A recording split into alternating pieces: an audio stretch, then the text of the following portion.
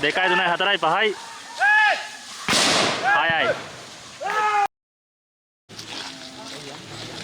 ගම්මැති මිනිසුන්ගේ ජීවිතවලට හා දේපළවලට හානි කරන වනාලින් අල්ලා වනජීවී සංරක්ෂිත වෙත හෝ එහෙම නැත්නම් අලි රැඳවුම් මධ්‍යස්ථාන වෙත මුදා හැරීම මෙමගින් සිදු කරනවා. ශ්‍රී ලංකාවේ වනාලි කැලේට පන්නා දැමීමේ ක්‍රියාවලිය ප්‍රධාන වශයෙන් අලිමිනිස් ගැටුම අවම කිරීමේ උත්සාහයක් ලෙස සිදු කරනවා. කෙසේ වෙතත් මේ සංකීර්ණ සහ බොහෝ විට මතභේදයට තුඩු දෙන මාතෘකාවක් වෙලා තියෙනවා. අලිමිනිස් ගැටුම ශ්‍රී ලංකාවේ ප්‍රධානතම වනජීවී කළමනාකරණ ගැටලුව ලෙස හඳුන්වා දෙන්න පුළුවන්. මෙරට වනාලි ගහනය 7000 ඉක්මවා ඇති බවට වනජීවී දෙපාර්තමේන්තුව ඇස්තමේන්තු කර තිබෙනවා.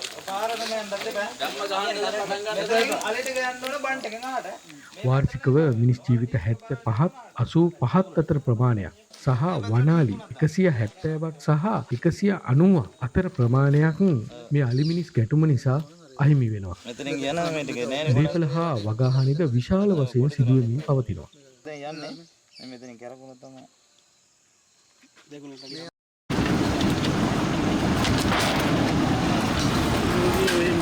අලින්ගේ ස්වභාවික වාසභූමි ඛණ්ඩනය වීම, ජනගහනය වර්ධනය වීම, නිශ්චිත භූමි පරිභෝජන සැලසුම් නොමැති වීම, නිසි සංරක්ෂණ උපාය මාර්ග ක්‍රියාත්මක නොවීම මේට ප්‍රධාන හේතු බවට පත් වෙලා තියෙනවා.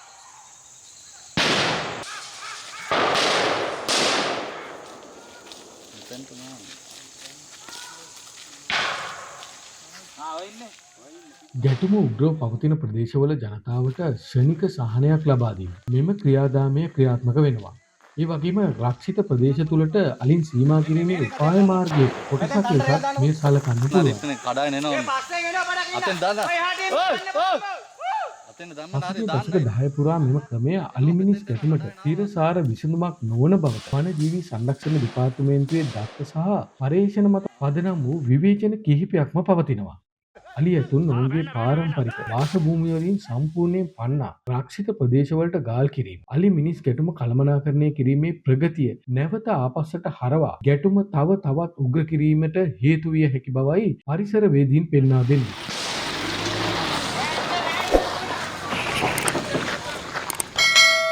අලි ඇතුන් ඔවුන්ගේ පාරම්පරික වාසභූමිය වලින් සම්පූර්ණයෙන් පන්නා රක්ෂිත ප්‍රදේශවලට ගාල් කිරීම අලි මිනිස් ගැටුම කළමනාකරණය කිරීමේ ප්‍රගතිය නැවත ආපස්සට හරවා ගැටුම තව තවත් උග්‍ර කිරීමට හේතු විය හැකි බවයි පරිසරවේදීන් පෙන්වා දෙන්නේ. රක්ෂිත තුල ඔවුන්ට ප්‍රමාණවත් තරම් ආහාර සහ ජලය නොමැති වීමට ඉඩ තියෙන්න පුළුවන්.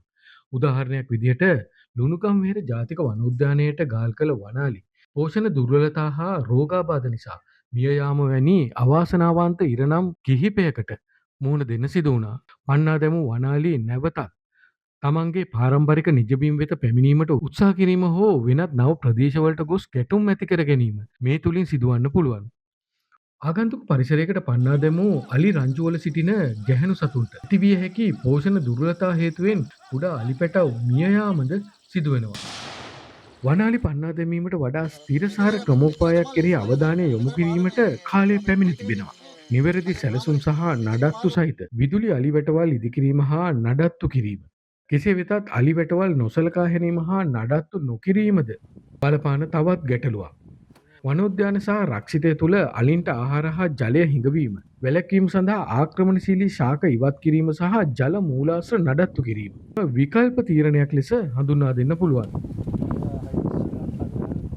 කුණු කසල බැහැර කරන ස්ථානවලට වනාලි පැමිණීම වැළැක්වීම තවත් විකල්ප මෙන්ම ස්ථිරසාර විසඳුමක්.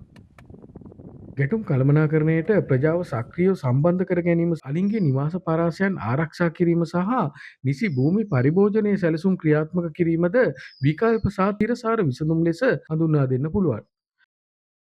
ශ්‍රී ලංකාවේ වනාලි කැලේට පන්නා දැමීම යනු කෙටිකාලීන හදිසි ක්‍රියාවලියක් මිස දීර්ඝකාලීන විද්‍යාත්මක විසඳුමක් නොවන බවට වනජීවී විශේෂඥයින්ගේ මතය වෙලා තියෙනවා. ගැටුම අවම කිරීමට නම් අලින්ගේ ස්වභාවික වාසභූමිය ආරක්ෂා කරන සහ මිනිසුන් හා වන අලි අතර සහජීවනය ඇති කරන වඩාත් විද්‍යාත්මක හා තිරසාර විසඳුම් ක්‍රමවේදයක් අනුගමනය කිරීම අත්‍යවශ්‍ය වෙනවා.